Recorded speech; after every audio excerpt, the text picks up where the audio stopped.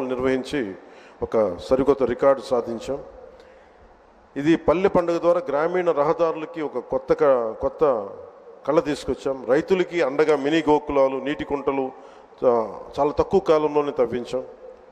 మహాత్మా గాంధీ జాతీయ గ్రామీణ ఉపాధి హామీ పథకం ద్వారా రాష్ట్ర వ్యాప్తంగా 46,94,000 కుటుంబాల్లో 75,23,000 మంది ఉపాధి శ్రామికులకి వారి సొంత గ్రామాల్లోనే ఉపాధి కల్పించాం.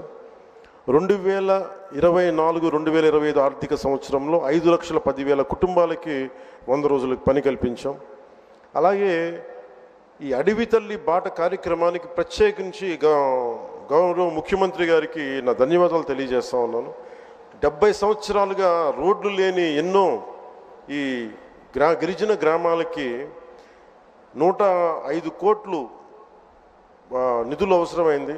వారికి ఒకరోజు ప్రత్యేకంగా తెలియజేస్తే ఆయన దాన్ని అర్థం చేసుకొని వెంటనే దానికి సంబంధిత నిధులు రిలీజ్ చేయటం వల్ల ఈ రోజున గిరిజన గ్రామాలను అనుసంధానిస్తూ 1069 కిలోమీటర్ల రోడ్ల నిర్మాణానికి శ్రీకారం చుట్టాం.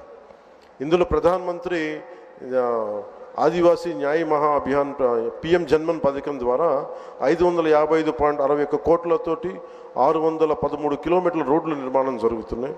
డోలీ మోతలు లేని గిరిజన గ్రామాలు లక్ష్యంగా ముందుకు వెళ్తున్నాం.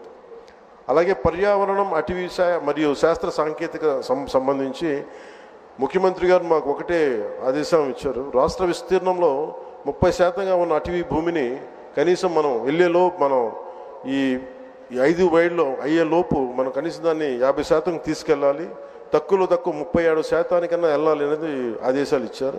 ఆ విధంగా ప్రణాళికలు రూపకల్పన చేస్తున్నాం. రాష్ట్ర సరిహద్దు జిల్లాల్లో రైతులు ఏనుగులు బెడతో నానా ఇబ్బందులు పడుతూ ఉంటే ఆ సమస్య పరిష్కారానికి అంతర్రాష్ట్ర సహకారం తీసుకున్నాం. మన కర్ణాటక ప్రభుత్వం సహకారం తీసుకున్నాం. కుంకి ఏనుగులు ఇప్పుడు 4 మనకి చేరుకున్నాయి. ఇంకొక 2 త్వరగా వెళ్ళాలి, తక్కువ 37% వెళ్ళాలి అనేది ఆదేశాలు